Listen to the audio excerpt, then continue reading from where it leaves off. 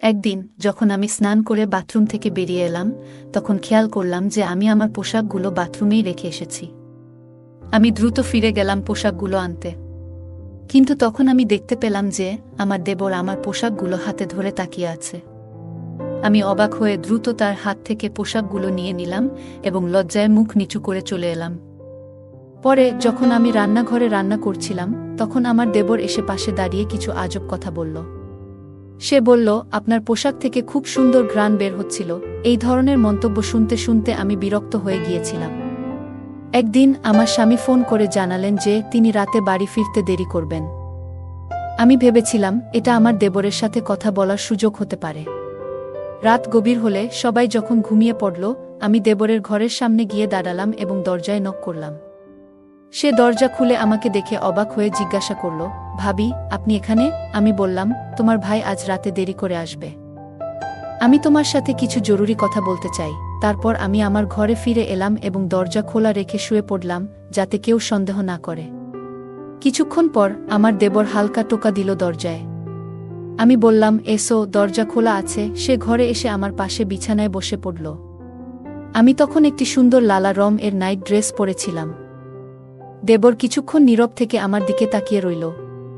তারপর মৃদু হেসে বলল, ভাবি, আজ তোমাকে অনেক সুন্দর লাগছে। আমি তেমন কিছু বললাম না, শুধু তাকে দেখছিলাম। তারপর বলল, ভাবি, আপনি কি কিছু বলতে চেয়েছিলেন?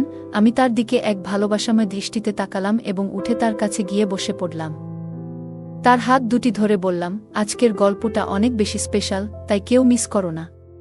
দয়া করে গল্পগুলো ভালো লাগলে ভিডিওটি লাইক, শেয়ার এবং চ্যানেলটি সাবস্ক্রাইব করো প্লিজ। আমার নাম প্রিয়া, আমি 23 বছর বয়সী। আমি দেখতে অনেক সুন্দর ছিলাম। বিয়ের পর একটু স্বাস্থ্যবান হওয়ায় আমাকে এখন আরও সুন্দর লাগে। আমার বিয়ে হয়েছে মাত্র 2 বছর হলো। আমি আমার স্বামী, শাশুড়ি এবং দেবরের সঙ্গে থাকি। আমার দেবর প্রায় আমারই বয়সী, প্রায় 18 বা 19 বছর হবে। সে সব সময় আমার আশেপাশে ঘুরঘুর করে এবং কখনো কখনো আমাকে অদ্ভুত দৃষ্টিতে দেখে।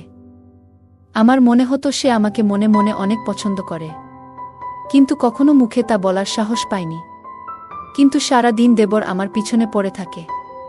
মনে হতো সে আমাকে কিছু বলতে চায়। একদিন সে আমাকে বলল, ভাবি, আমি কিছু বলতে চাই। সে ঘরের চারপাশ ভালো করে দেখছিল, যেন কিছু খুঁজছে। আমি বললাম, হ্যাঁ, বলো, কি কাজ আছে? আমি সব সময় তোমার সাহায্য করতে প্রস্তুত। তুমি তো আমার ছোট ভাইয়ের মতো। এটা শুনে তার মুখে এক হাসি ফুটে উঠল। সে বলল, ভাবি, আমি বিয়ে করতে চাই। আমি হেসে বললাম, এটা তো খুব ভালো কথা, কিন্তু বিয়ের জন্য তো একজন মেয়ের প্রয়োজন। তখন সে বলল, ভাবি, তাই তো আমি আপনার কাছে এসেছি।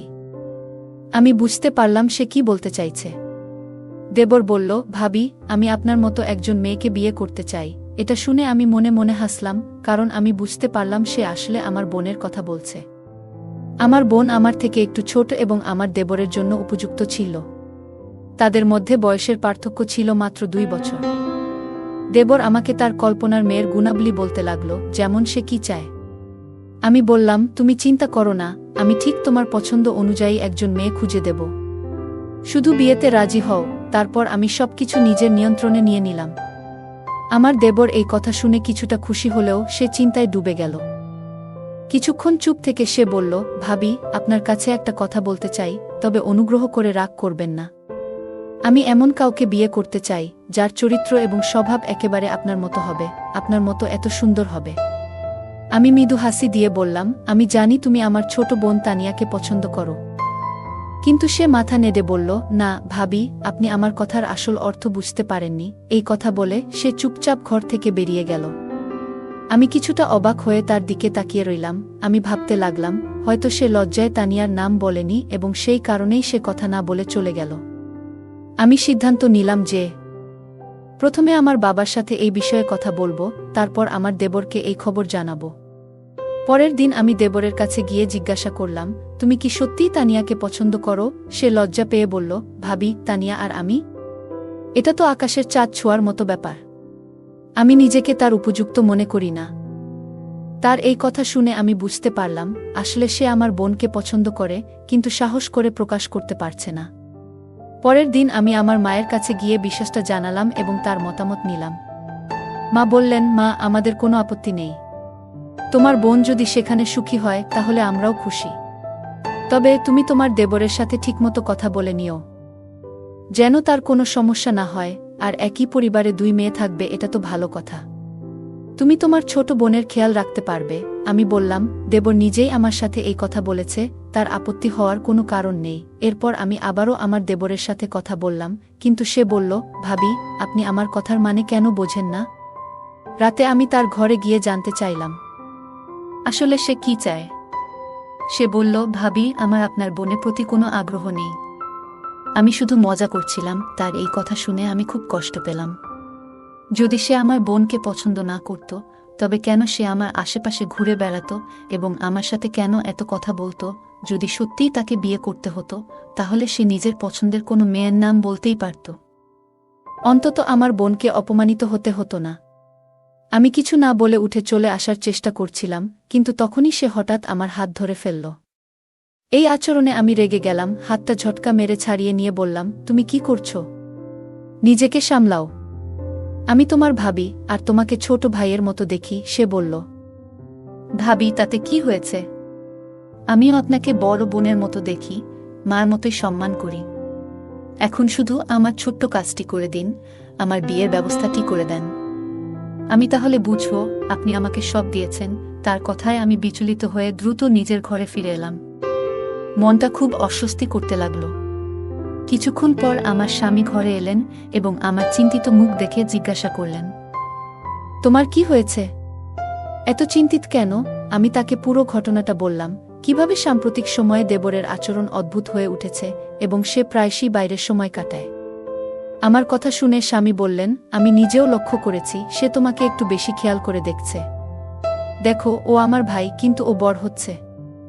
তুমি ওর কাছ থেকে একটু দূরে থাকার চেষ্টা করো। এই কথাগুলো শুনে আমি কিছুটা সান্ত্বনা পেলাম, কারণ কেউ অন্তত আমার মতো চিন্তা করছে। আমার শাশুড়ি অবশ্য তাকে এখনো ছোট বাচ্চা মনে করেন, কিন্তু আমি ভেতর থেকে সবকিছু বুঝতে পারছিলাম। পরের দিন আমার স্বামী বাড়িতে ছিলেন না। আমি তখন নিজের ঘরে ছিলাম। স্বামীর অনুপস্থিতিতে সাধারণত আমি ঘরের বাইরে খুব একটা যাই না। হঠাৎ দরজায় নখ হলো। দরজা খুলে দেখি আমার দেবর দাঁড়িয়ে আছে। তার হাতে একটা ট্রে ছিল, তাতে বিস্কুট আর চায়ের কাপ রাখা ছিল। আমি অবাক হয়ে জিজ্ঞেস করলাম, এটা কেন এনেছ? কেউ এসেছে নাকি? সে হাসি দিয়ে বলল, না ভাবি, এমন কিছু নয়। ছোট ভাই তার বড় বোনের সাথে বসে চা খেতে চায়। আমি বললাম, চলো ড্রয়িং রুমে গিয়ে বসি, কিন্তু সে বলল, না ভাবি, আমি এখানে আপনার সাথেই বসে চা খেতে চাই, একটু কথা বলতে চাই। তার এই কথায় আমি কিছুটা অস্বস্তি বোধ করলাম, কিন্তু ভাবলাম এই নিয়ে নতুন কোনো সমস্যা তৈরি না হোক। সে চুপচাপ আমার পাশে বসে চা খেতে থাকল। তারপর বলল, ভাবি, আপনি চা খাবেন না? আমি তাকে চা খেতে বললাম এবং সে বলল, আমি যাওয়ার আগে আপনি চা খান। তার এই আচরণে আমি বেশ অস্বস্তিতে পড়ে গেলাম। সে জোর করায় আমি চা আর বিস্কিট খেলাম, আর আমি তার সাথে কথা বলতে থাকলাম। দেবর আমাকে বলল, ভাবি, আমি যদি আগে ভুলভাবে কিছু বলি, তাহলে আমাকে ক্ষমা করবেন। আমি কিছু ব্যক্তিগত সমস্যায় ছিলাম, তাই সেদিন কথাগুলো এমনভাবে বলে ফেলেছিলাম। আজ চা আর কেক এনেছি, যাতে আপনি বুঝতে পারেন আমি আপনাকে কতটা সম্মান করি। তার কথা শুনে আমার একটু হাসি পেল। আমি হাসি মুখে চা খেলাম এবং বিস্কুটও খেয়ে নিলাম। কিন্তু চা খাওয়ার কিছুক্ষণের মধ্যেই আমার মাথা ভারী হতে লাগল।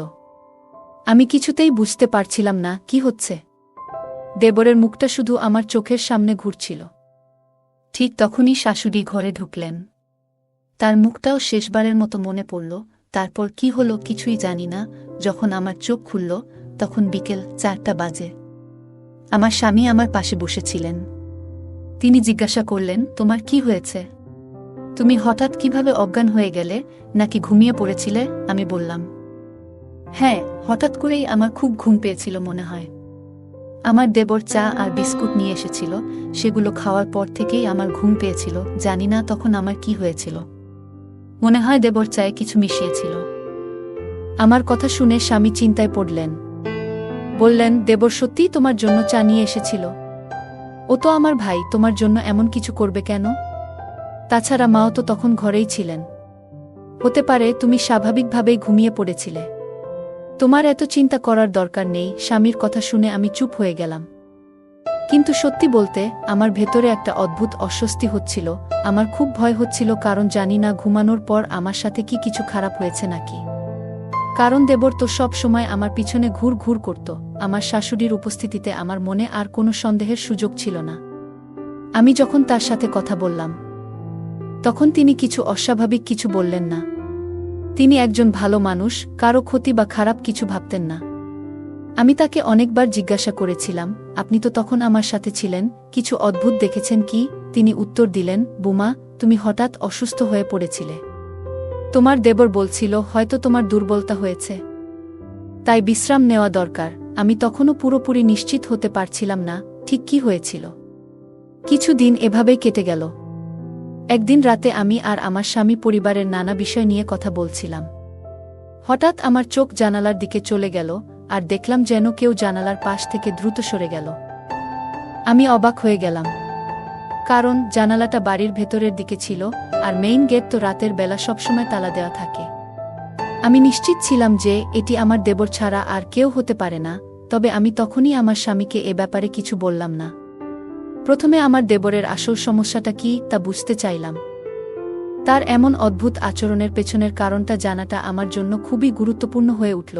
একদিন আমি গোসল করে বাথরুম থেকে বের হয়ে দেখলাম যে ভুল করে আমার জামাকাপড় বাথরুমেই রেখে এসেছি। তাড়াতাড়ি ফিরে গিয়ে কাপড়গুলো নিতে গেলাম। তখন দেখি আমার দেবর হাতে আমার পোশাকগুলো ধরে রয়েছে।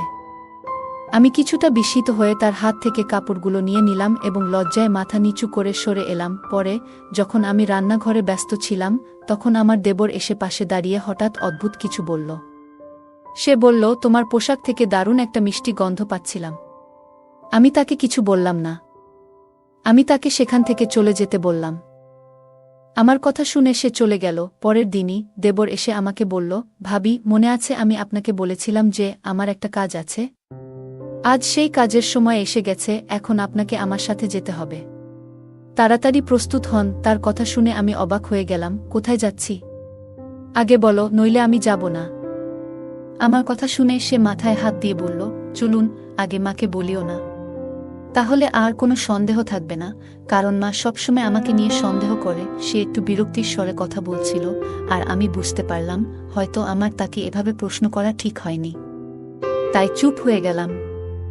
বললাম, ঠিক আছে, যেমন তুমি বলছো তেমনই করব। সে খুশি হয়ে গেল। আমরা বাইকে উঠে বাড়ি থেকে বেরিয়ে পড়লাম।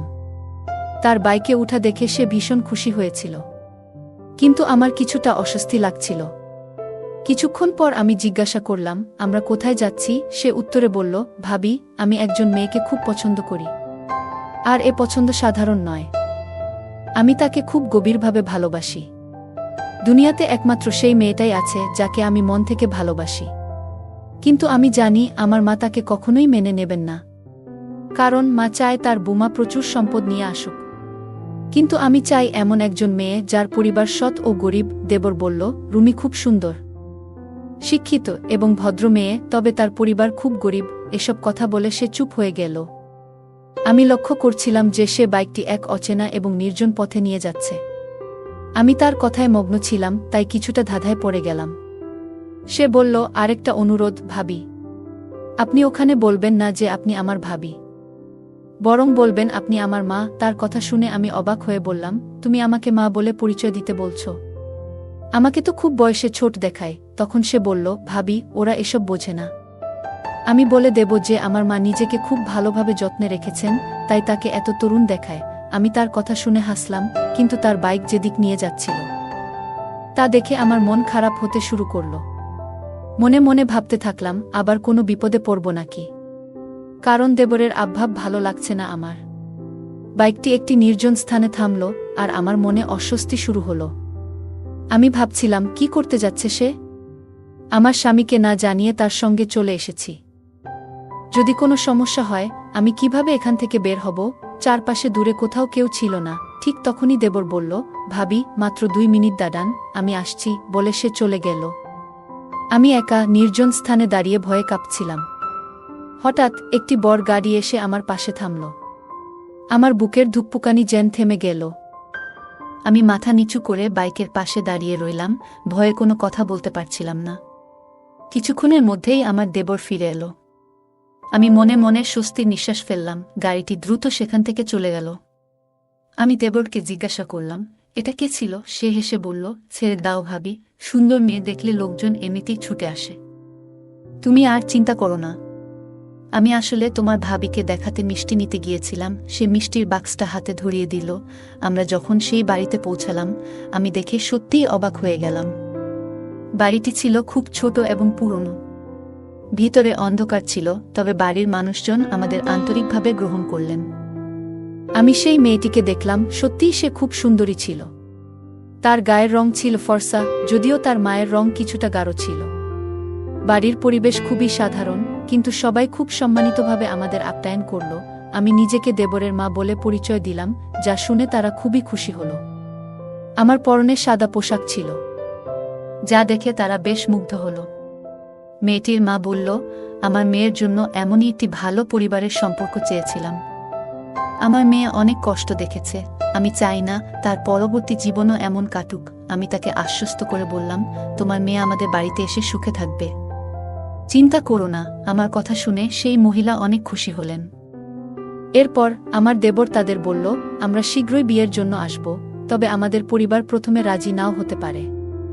কিন্তু একবার বিয়ে হয়ে গেলে সবাই মেনে নেবে। এই কথায় মেয়েটির মা কিছুটা চিন্তিত হয়ে পড়লেন, কিন্তু আমি তাকে আশ্বস্ত করে বললাম, এমন কিছু হবে না যেমনটা আপনি ভাবছেন। আমরা এই সম্পর্ককে সম্মানের সঙ্গে শেষ পর্যন্ত টিকিয়ে রাখব। মহিলাটি আমাদের কথা শুনে শান্ত হলেন এবং বললেন, ঠিক আছে, আপনারা যেটা ঠিক মনে করেন সেটাই হবে। ফিরে আসার সময় আমার দেবর খুব খুশি ছিল। সে বলল, ভাবি, তোমাকে অনেক ধন্যবাদ।